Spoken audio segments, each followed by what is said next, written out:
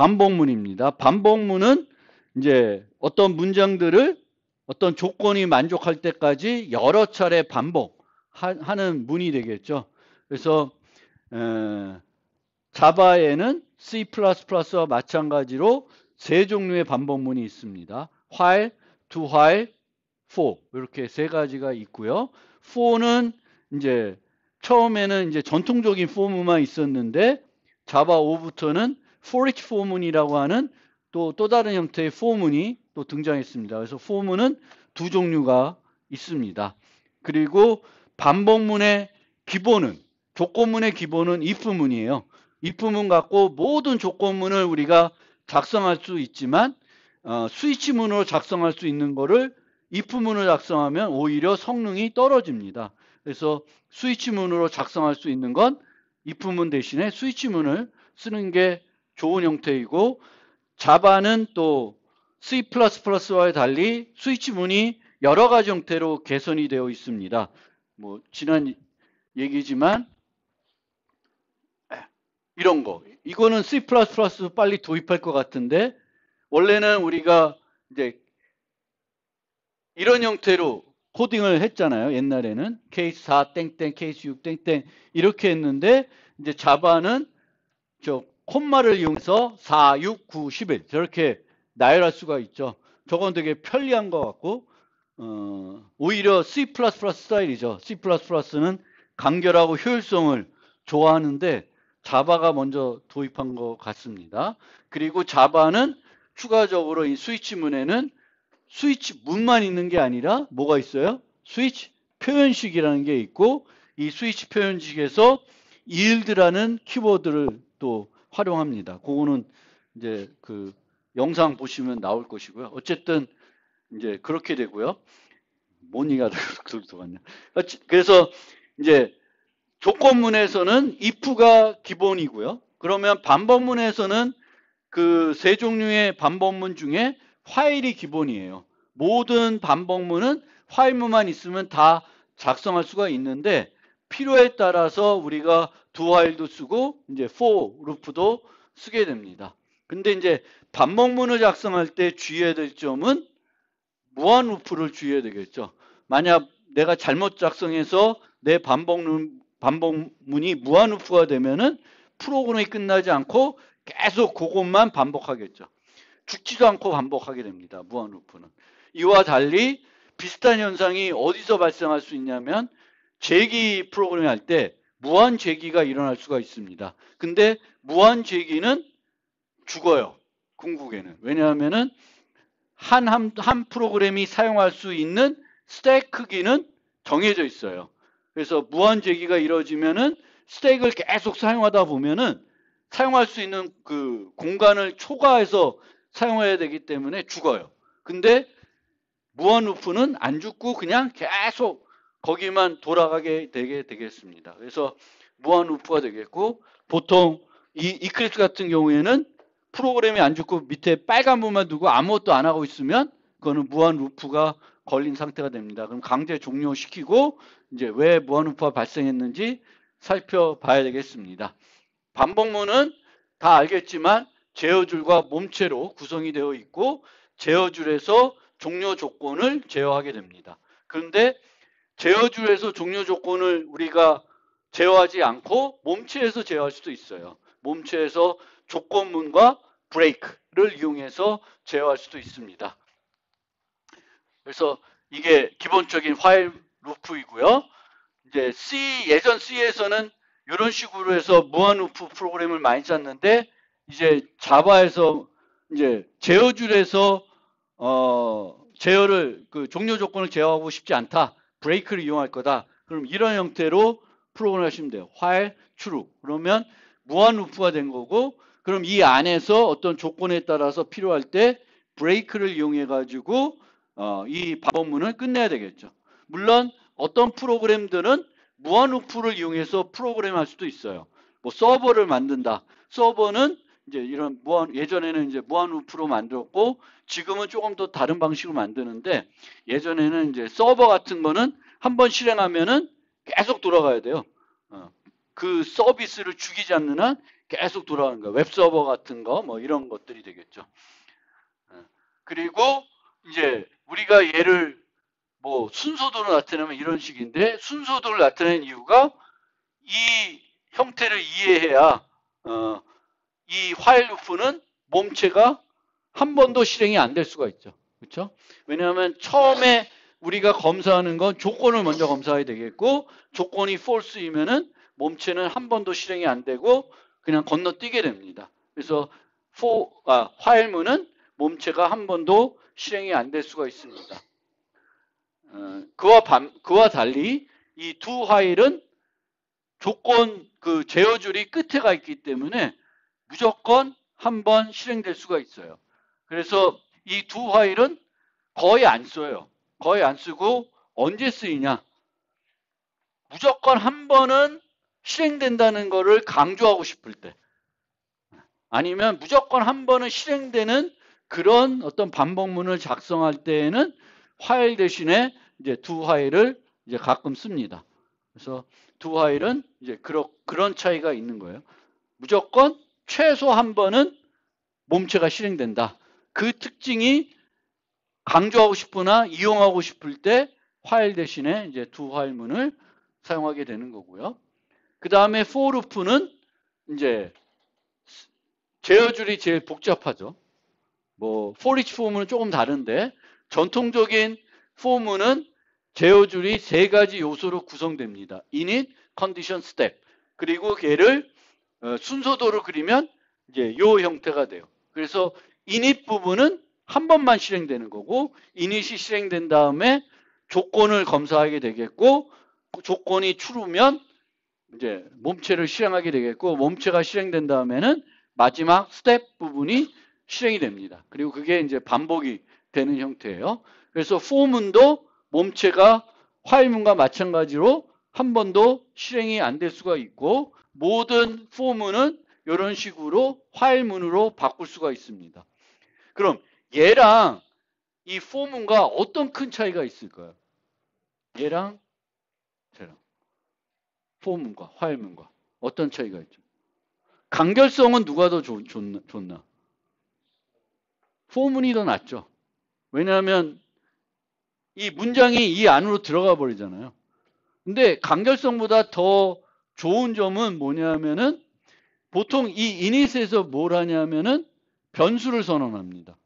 반복을 검사하기 위한 변수를 이렇게 선언해요. 그러면 이렇게 for문에서 이렇게 변수를 선언하게 되면 이 변수의 가시 영역은 어디로 제한돼요? for문으로 제한됩니다. for문 내에서만 i는 유효한 거고, for문이 끝나고 나면 저 i는 못 써요. 그래서 우리는 변수의 가시 영역은 제한시키면 제한시킬수록 디버깅에 좋은 거예요. 그래서 불필요하게 가시 영역을 넓혀 놓으면 안 좋은 거예요. 근데 for문을 쓰면 가시 영역을 제한하기가 효과적이고, while문으로 반복문을 만들면은 가시 영역을 제한하기가 어렵습니다. 왜냐하면 while문 전에 변수를 선언해야 되고 초기화되기 때문에 이 변수는 while문이 끝나도 계속 살아있는 변수가 돼요. 그래서 for문은 가시 영역, for문 내에서만 쓰이는 변수들을 이렇게 제어하는 데 더 효과적인 측면이 있습니다. 그래서 이 for문은 while문과 비교되게 어떻게 우리가 활용을 많이 하냐면, for문을 우리가 실행할 시점에서 몇 번 반복하는지가 명확하게 알 수 있는 경우, 그럴 때는 for문을 씁니다. 근데 만약에 몇 번 반복하는지를 알 수 없어, 바뀌어, 그러면 for문을 안 쓰고 while문을 써요. 그래서 예를 들면 -1을 입력할 때까지 반복해야 된다. 그러면 몇 번을 반복할지 알 수 없잖아요. 사용자가 언제 -1을 입력할지 모르잖아요. 이럴 경우에는 for문을 안 쓰고 while문을 씁니다. 그래서 while문 쓸 때와 for문 쓸 때를 우리가 구분해 줄 필요가 있어요. 그래야 이제 조금 더 다른 사람들의 코드를 읽을 때 가독성을 높여줄 수 있습니다. 아, while문 썼구나. 얘는 반복이 가변적이다. for문 썼구나. 아, for문에 제어주만 보면은 아, 얘는 n번 반복되는구나. 이런 걸 알 수 있어요. 그래서 이 for문의 경우에는 이 i라는 애가 제어 변수, 색인 변수라고 하는데 얘를 이용해 가지고 for loop의 반복 횟수를 조절합니다. 그런데 이 i를 이 안에서 바꾸면 어떻게 돼요? 바꾸면은 여기서 읽은 그 내용이 틀려지죠. 나는 여기서는 n번 반복하는데 n번 반복을 실제 안 하는 거잖아요. i를 막 여기서 바꾸면은 더 많이 할 수도 있고 더 적게 할 수도 있습니다.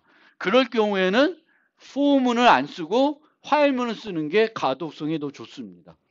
그래서 그거를 좀 이제 생각해서 내가 언제 어떤 반복문을 쓸지 좀 판단하시면 좋겠고요.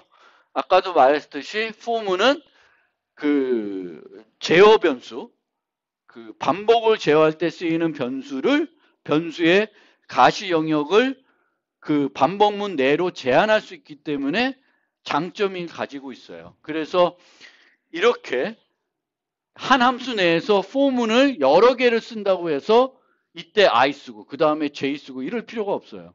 항상 우리는 기본적으로 for문 쓸 때 가장 많이 쓰는 제어 변수는 I, J, K 이렇게 많이 써요. I, J, K. 그래서 뭐 특별한 의미가 없으면은 늘 I 갖고 여러분도 그 반복을 제어할 때 변수를 I로 사용하시면 되겠습니다.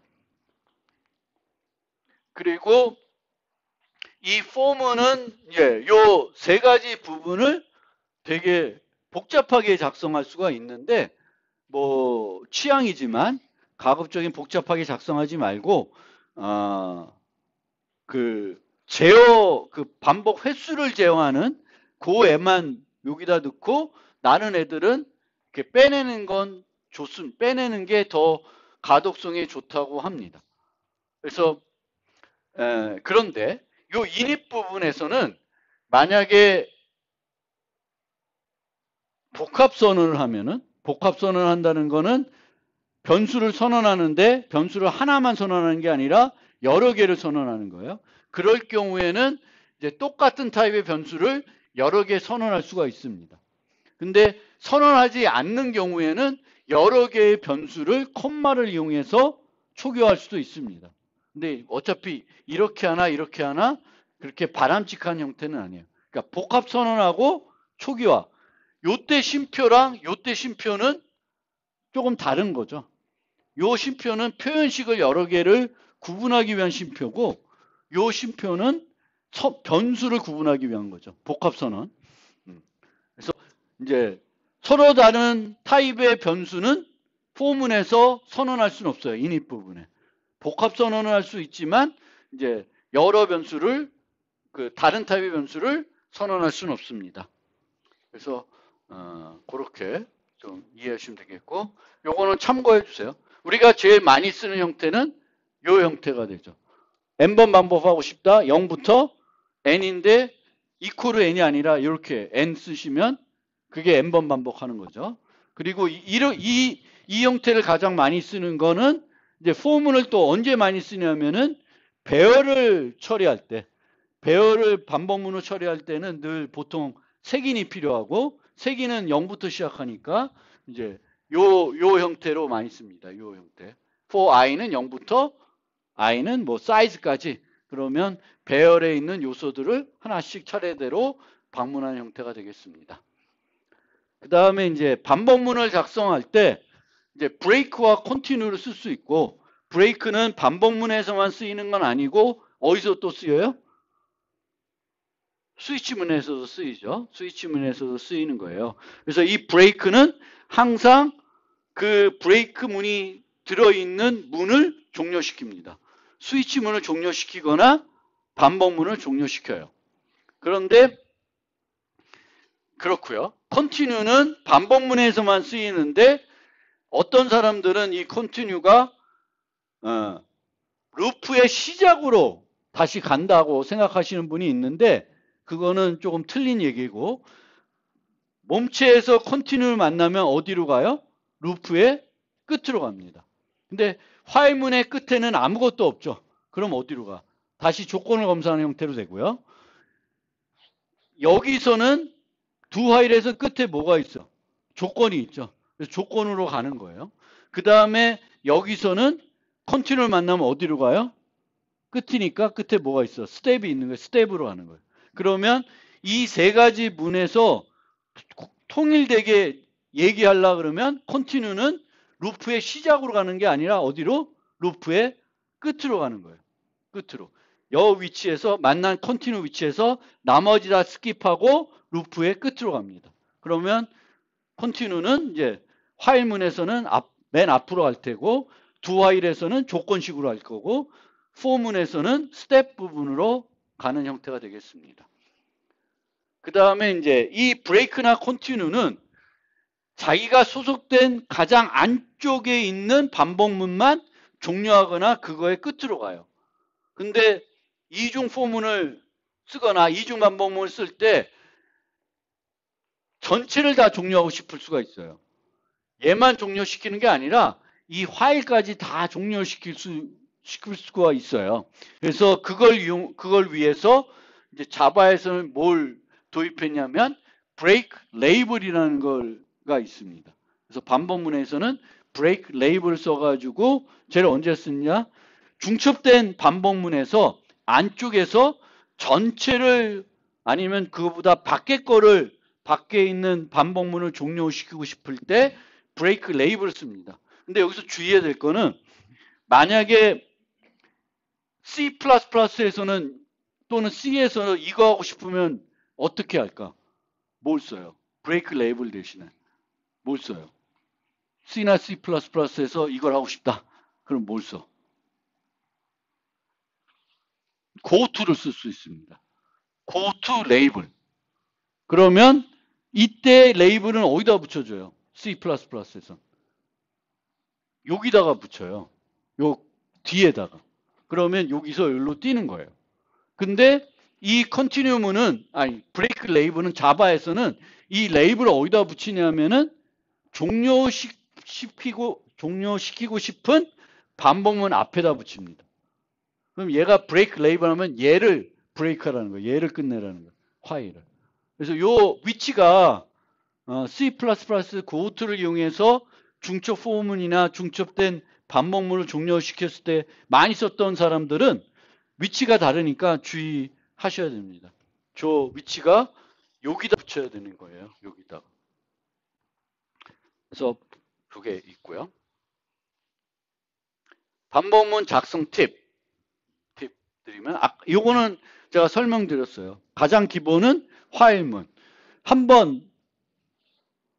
꼭 한 번은 반복된다는 걸 강조하고 싶으면은 두 화일. 그리고 가변적이지 않고 반복문을 시작하기 전에 몇 번 반복을 하는지, 몇 번 루프를 도는지를 알면 포문을 많이 씁니다. 특히 이제 배열을 처리할 때 이런 포문을 많이 쓰죠. 배열. 색인 변수가 필요하니까 제어 변수와 색인 변수를 이렇게 결합해서 쓴 거죠. 그런 경우에 이제 많이 쓰고요. 포문을 작성할 때 가급적이면 조건식에 not equal로 쓰면은 뭔가 문제가 될 수도 있습니다. 그래서 가급적이면 이 포문에서 보통 i를 증가시키거나 감소시키잖아요. 그러면은 not equal 대신에 이제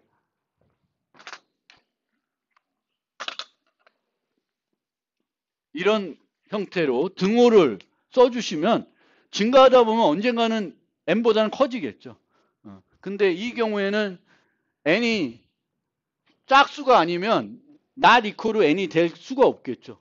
그래서 무한 루프가 걸립니다. 그래서 가급적이면 반복 for 루프를 작성할 때는 not equal로 하지 말고 n을 증가시키거나 i를 증가시키거나 감소시키면은 거기에 맞는 등호를 이용해서 식을 세우면 좋겠고요. 반복문 내에 평가값이 변하지 않는 표현식이 있으면은 그게 또 좀 복잡해. 그러면은 1000번 반복하는데 맨날 똑같은 거를 계속 1000번 하는 거예요. 그거는 비효율적이겠죠. 그러면 그 부분을 반복문 시작하기 전에 계산하는 거예요. 그럼 미리 계산하려면은 계산된 값을 저장해 놔야 되겠죠. 그러면 저런 거 하려면은 추가적인 변수의 도입은 불가피해요.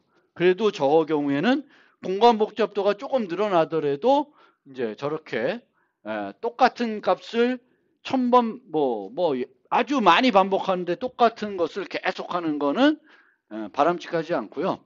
모든 반복문은 브레이크와 컨티뉴먼을 사용하고 작성할 수 있는데 이거에 너무 신경 쓸 필요는 없고 본인 판단하에 어떤 게 나한테 더 가독성이 있냐, 다른 사람이 봤을 때 더 가독성이 있냐. 저는 무한루프하고 브레이크하는 게 가독성이 더 있는 경우가 오히려 많다고 생각합니다. 그래서 그거 생각하시면 되겠고, 그 다음에 이제 폼은 아까도 말씀드렸지만 가시형을 제하는데 효과적이고요. 그 다음에 반복문 내에 조건문을 쓴다. 그러면 그 조건문을 꼭 써야 되냐? 생각을 해볼 필요가 있어요. 특히 요거는 요거 봅시다. 요거는 어때요? 이 반복문은 언제만 필요한 거야? i가 0일 때만 필요하죠. i가 1000번 돌아가는데 0일 때만 필요한 걸 여기다 놓으면은 처음에는 쓰이고 나머지 999번에는 전혀 필요 없는 걸 쓰는 거잖아요. 그럼 쟤는 빼내야 돼요. 그래서 미리 하고 얘는 뭐 1부터 반복하게끔 하시면 돼요. 0이 아니다. 1이 돼야 되는데. 그렇죠? 1. 여기 1입니다. 네, 1. 그래서 필요 없으면 빼낼 수 있어야 돼요. 빼내야 되는 거고. 요 경우도 한번 봐요. 요 경우 보면은 i가 짝수인지 보고 있죠. 짝수이면 요거하고 안 하는 거예요. 그러면 매번 n번 돌아가면서 짝수인지 아닌지를 계속 검사하고 있어요. 근데 그 검사를 안 하고 똑같은 기능을 작성할 수 있죠. 어떻게 하면 돼? 나누면 되죠. 짝수 따로 하고 홀수 따로 하면 돼요. 나누면 돼요. 그래서 반복문의 안에다가 조건문을 넣을 때에는 이 조건문을 쓰지 않고 똑같은 거를 작성할 수 있으면 오히려 빼고 작성해 보는 게 더 좋습니다. 그래서 만들어 놓고 봤더니 조건문, 반복문에 조건문이 있어. 그럼 그 다음에 한번 또 생각을 해보세요. 이 조건문을 내가 빼고 똑같은 걸 만들 수 있냐 없냐를 보시고 만들 수 있으면 걔를 빼는 순간 성능은 더 좋아집니다. 그래서 요거 좀 잘 알아두시면 좋겠습니다. 그리고 반복문의 조기 종료를 위해서 비슷한 얘기인데 조건을 추가를 많이 해요. 저도 많이 하고 하는데 과연 그게 내가 원하는 성능을 줄지는 알 수가 없습니다. 오히려 성능에 나쁜 영향을 줄 수가 있습니다. 그러니까 요 문제는 뭐냐면은 0의 개수가 하나냐 살펴보는 거야. 하나냐 살펴보는 건데 이제 i가 0이면 카운트를 하고 이 카운트가 1보다 커진 순간 false를 주게 됩니다. 그럼 답은 맞죠. 그렇죠? 0이 하나 이상인 경우이고요. 그런데 요 if문은 만약 0이 없어. 0이 없으면 이 if문은 의미가 없는 거예요. 그래서 똑같은 걸 어떻게 작성할 수 있냐면 이렇게 작성할 수 있어요. 저 검사를 하지 않고 그냥 무조건 n번 카운트만 하고 있는 거예요. 그리고 나중에 그 카운트가 1인지가 보는 거예요. 그러니까 조기 종료를 안 하는 거지. 무조건 n번 하는 거예요.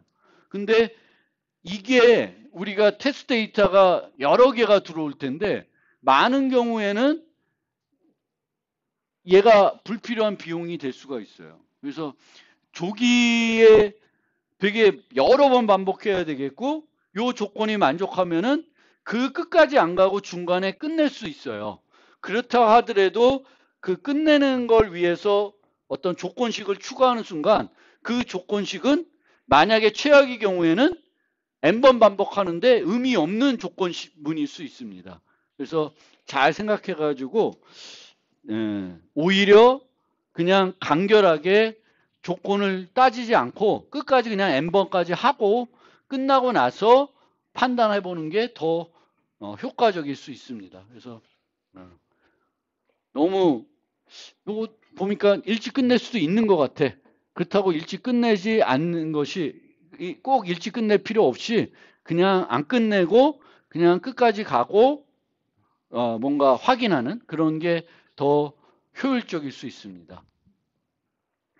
그 다음에 뭐 이것도 그렇게 중요한 건 아닌데 이제 조건문을 우리가 만들 때 이제 많은 경우에 이제 요건지는 헷갈려요.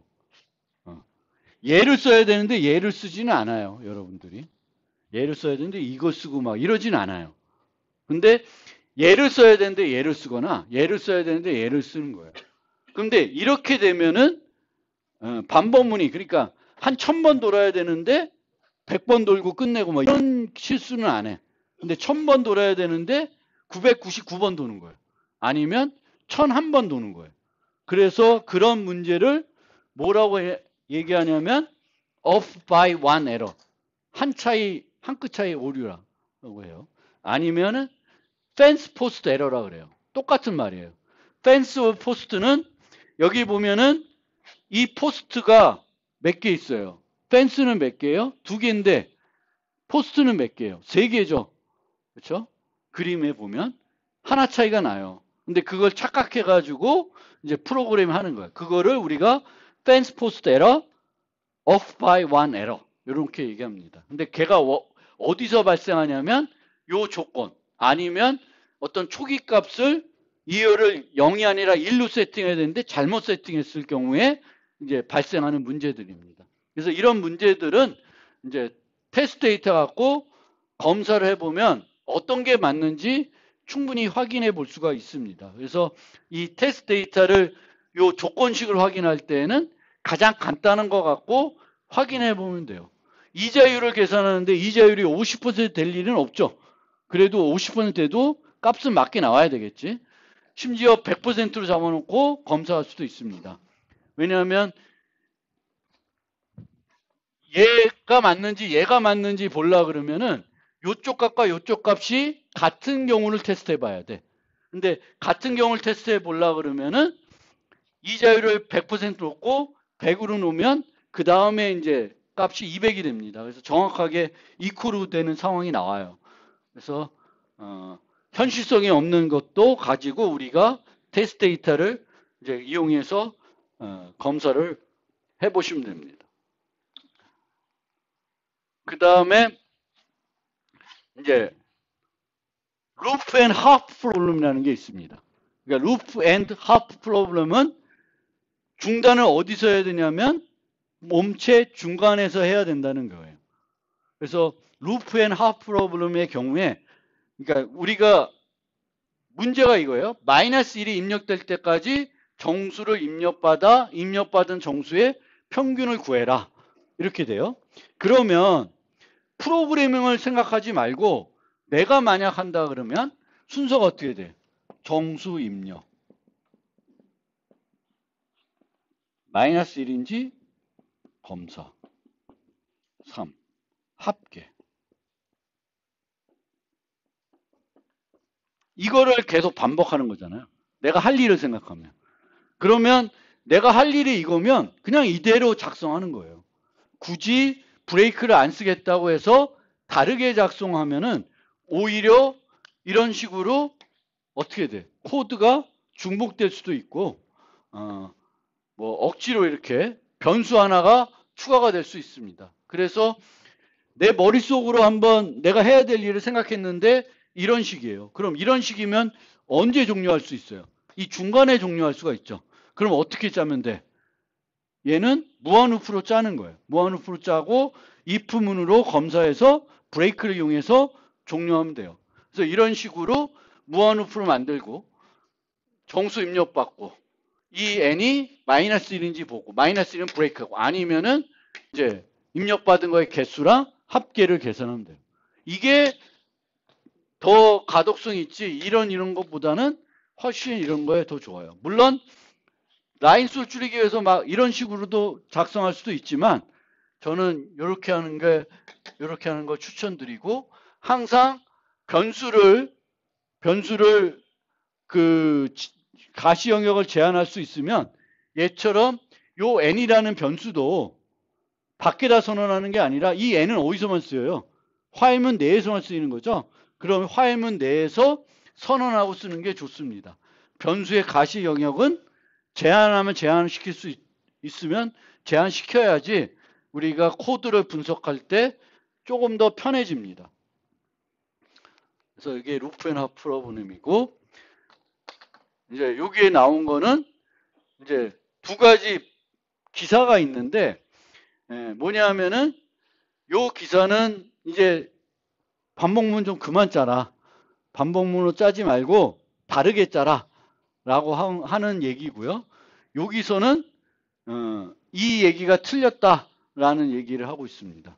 그래서 나중에 이제 14장 가면은 이제 스트림 라이벌이라는 걸 배우게 됩니다. 그리고 스트림 라이벌을 배우게 되면 많은 반복문들을 내부 반복으로, 내가 반복해서 프로그램 해결하는 게 아니라 나는 하고 싶은 일만 알려주면 라이벌리가 내 대신 반복을 해주는 거예요.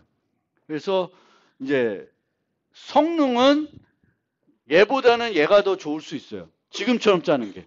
반복문으로 직접 짜는 게 더 좋을 수 있는데, 이제 저렇게 그 스트림 라이벌리 이용해서 내부 반복을 이용하게 되면은 코드의 간결성은 더 좋아질 수도 있습니다.